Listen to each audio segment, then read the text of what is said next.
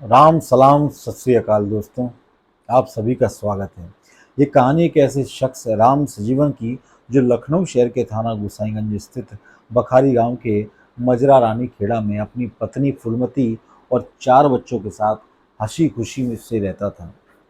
वो अपनी पत्नी से बहुत प्यार करता था। उसकी अच्छाई बुराई अपनी पत्नी को कहता था।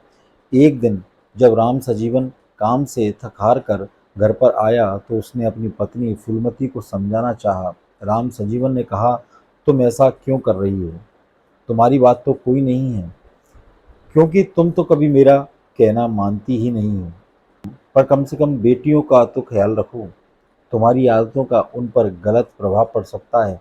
उनके बारे में तो सोचो। राम सजीवन ने अपनी पत्नी फूलमती को समझाते हुए कहा, हमें पता है कि हमें अपनी बेटियों को कैसे रखना है। हम कोई नासमझ नहीं है जो अच्छी बुरी बात ना समझ सकें, लेकिन तुम्हें तो केवल दूसरों की बातें सुनकर हमारे ऊपर आरोप लगाने में ही मजा आता है। पत्नी फूलमती ने झल्लाते हुए पति की बातों का जवाब दिया, दूसरे की बातों में क्यों आऊंगा मैं?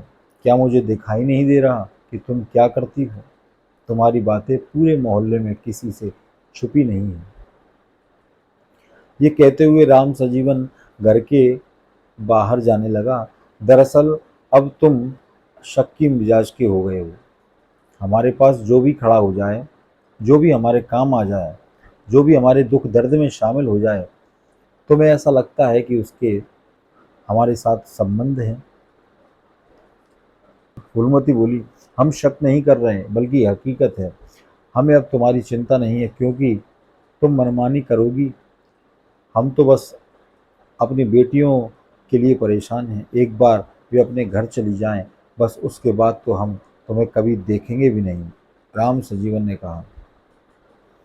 पत्नी की गलत आदतों की वजह से राम सजीवन मानसिक रूप से परेशान रहने लगा था। उसके एक बेटा और 3 बेटियां थीं। वो अपने तीनों जवान बच्चों को भी अच्छी सीख देता रहता था। जब उसे लगा कि पत्नी पर उसके कहने का कोई असर नहीं हो रहा है, तो उसने खुद को परिवार से दूर करना शुरू किया। वह स्वभाव से ही एकाकी रहने लगा। 38 साल की फूलमती ने 20-22 साल के कई लड़कों के साथ दोस्ती कर ली थी। वो उन लड़कों को अपने घर बुलाती। ये बात मोहल्ले वालों से भला कैसे छिपी रह सकती थी? पूरे मोहल्ले में फूलमती के ही चर्चे होते रहते थे। राम सजीवन को लगता था कि पत्नी की बुरी हरकतों का प्रभाव उसके जवान हो रही बेटियों पर पड़ेगा। इस कारण वह पत्नी और लड़कों की संगत से दूर रहने को कहता। पति की बात को मानने के बजाय फूलमती उससे झगड़ने लगती थी। इस कारण पति और पत्नी अलग अलग रहने लगी। राम सजीवन अपने घर से दूर अपने प्लॉट पर बने मकान में रहने लगा था, जबकि फूलमती लखनऊ के ही थाना गोसाईगंज स्थित बखारी गांव के मजरा रानी खेड़ा में एक बेटे रवि कुमार और तीनों बेटियों के साथ रह रही थी। पति के अलग रहने से फूलमती और भी आज़ादी मिल गई, क्योंकि अब उसे कोई रोकने टोकने वाला नहीं था।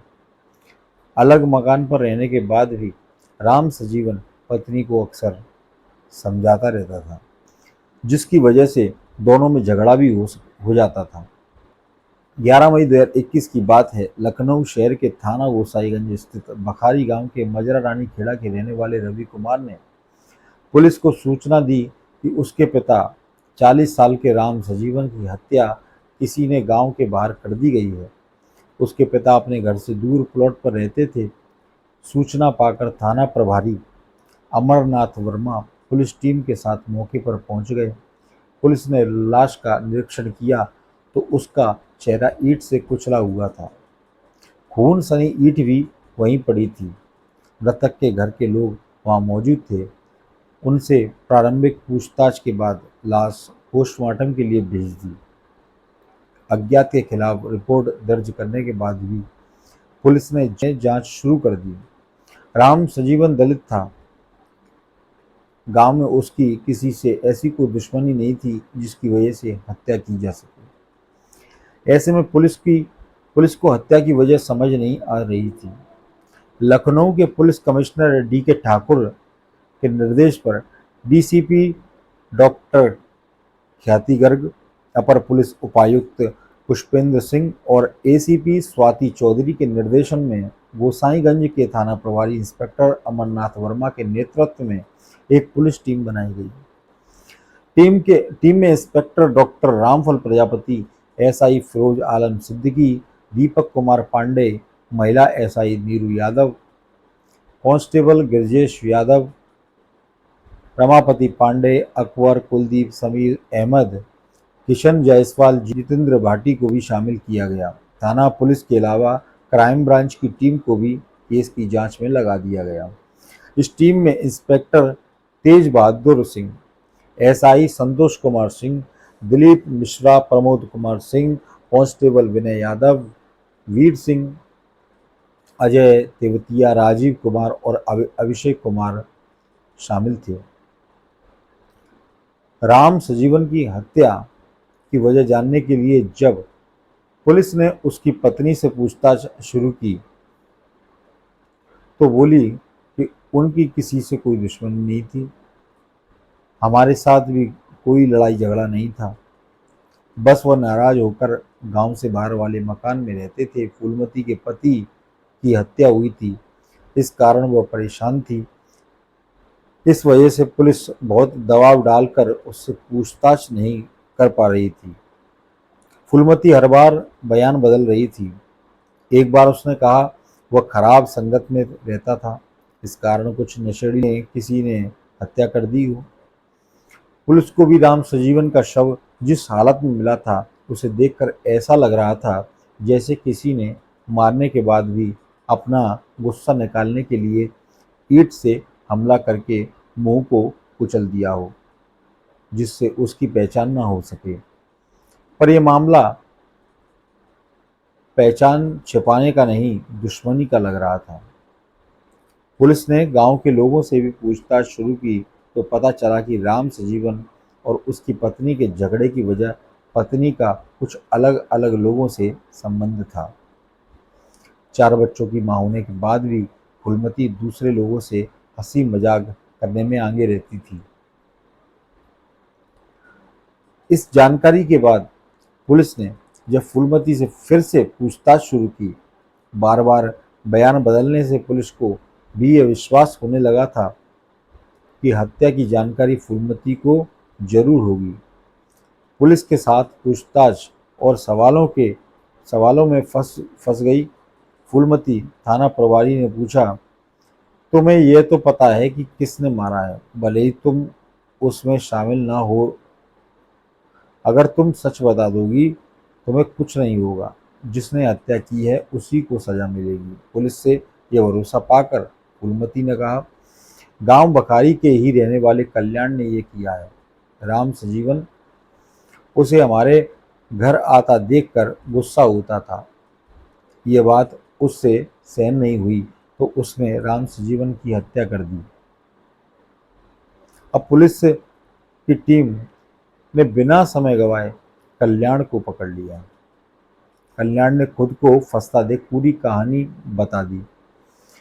कल्याण ने बताया, राम सजीवन को फूलमती से मिलना जुलना अच्छा नहीं लगता था, इस बात से फूलमती से नाराज रहता था। फूलमती भी पति की रोज रोज की कलह से परेशान हो गई थी। उसी के कहने पर राम सजीवन को रास्ते से हटाया। फूलमती के दबाव डालने के बाद मैंने उसे रास्ते से हटाने की योजना बनाई। मैं अकेले यह काम करने की हालत में नहीं था, इसलिए मैंने अपने साथी सतीश से बात की। सतीश आपराधिक प्रवृत्ति का था, वह सूर्या मऊ गांव का रहने वाला था।